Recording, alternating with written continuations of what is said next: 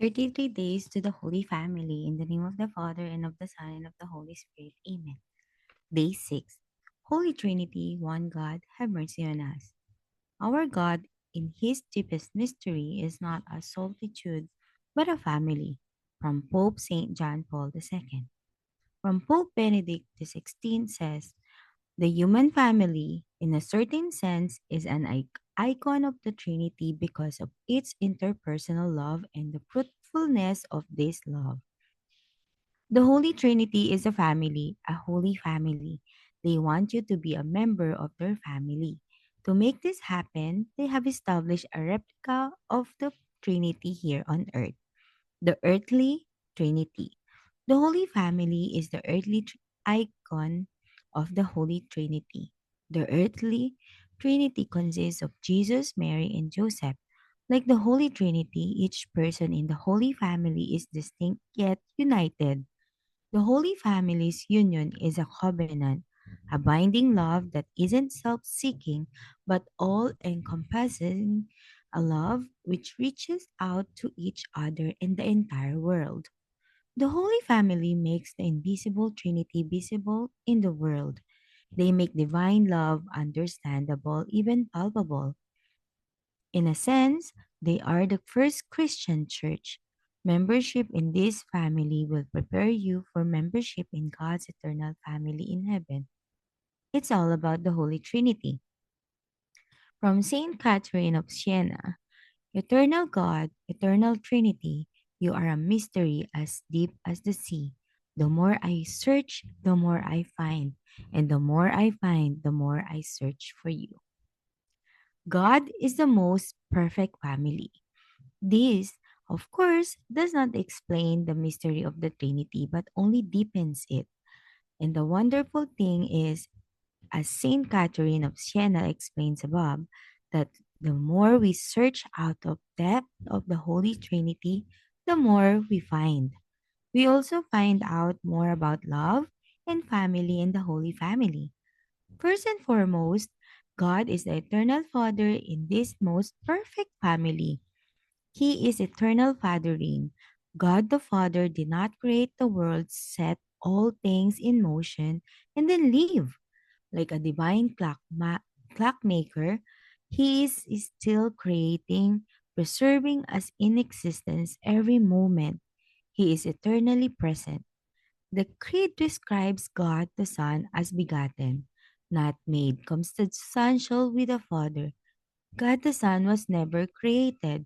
There was never a time when he did not exist. He is eternally begotten of the Father. He is begotten from the Father as the light from light, the same substance, consubstantial. As God the Father, if God the Father is eternally fathering, God the Son is eternally sonning. Or, in other words, being eternally begotten as the Son.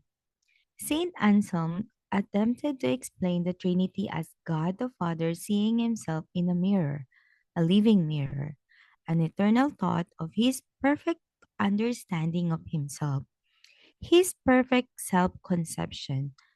God the Son is eternally reflecting the Father as the most perfect expression of his existence.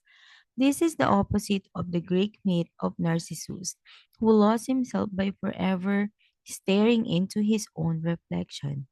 Narcissus loved only himself. The Holy Trinity loves the other so perfectly that all creation is the fruit of this love. The Father and the Son are an eternal gaze of love. This love is alive.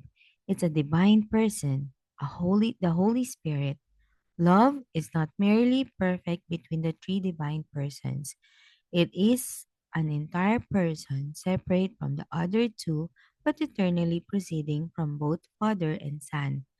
Contained in this mystery is the perfect love of the family, the love for to which every family, but its own procession from the Holy Trinity aspires. The Holy Family is a human family that perfectly aspires to this love and attains it.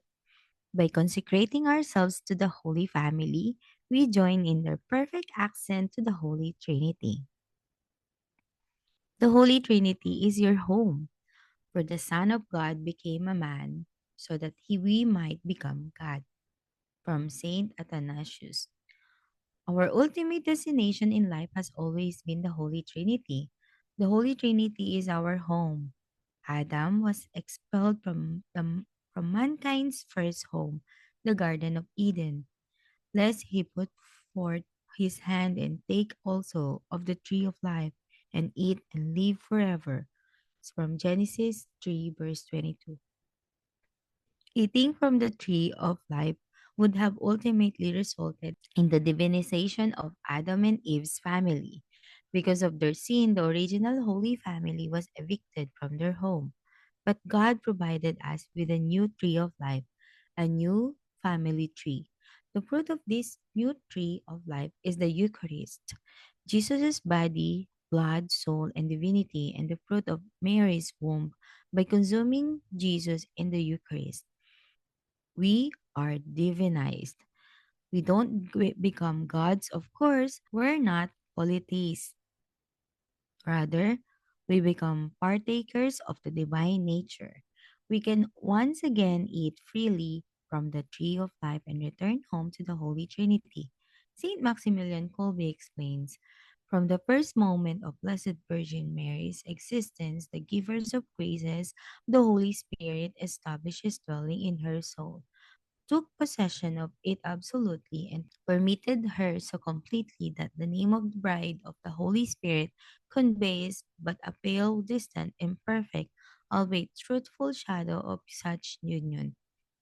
We imitate Our Lady by giving ourselves entirely, our memory, understanding, will, and thoughts to the Holy Trinity. One of the prayers of Saint Francis de Sales illustrates this. I bow and consecrate to God all that is in me, my memory and my actions to God the Father, my understanding and my words to God the Son, my will and my thoughts to God the Holy Spirit. When we give ourselves entirely to the Trinity, the Holy Trinity takes possession of us and establishes their home in us. But we cannot encompass the Holy Trinity. When the persons of the Trinity make their home in us, we return home. The Holy Trinity through the Holy Family.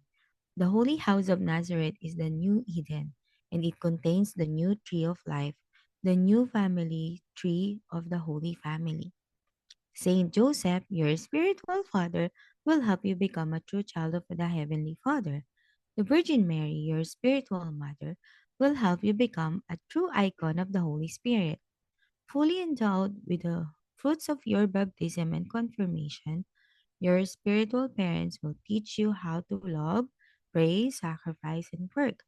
They will teach you how to do the will of God. The pathway to heaven is paved with virtues and adorned with the gifts of the Holy Spirit. Saint Joseph will increase the virtues in you.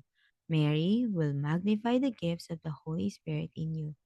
Membership in the family of Nazareth, accepting Saint Joseph as your father, Mary as your mother, and Jesus as your brother is the surest, easiest, and quickest way for us to become partakers of the divine nature. Through the Holy Family, the Son of God, wanting to make us sharers into his divinity, assumed our nature so that he made man, make men, might make men gods. This doesn't mean we become the fourth and fifth person of the Trinity.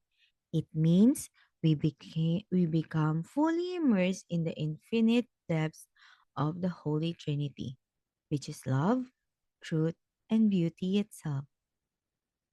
Please pray the litany of the Holy Family. In the name of the Father, and of the Son, and of the Holy Spirit. Amen.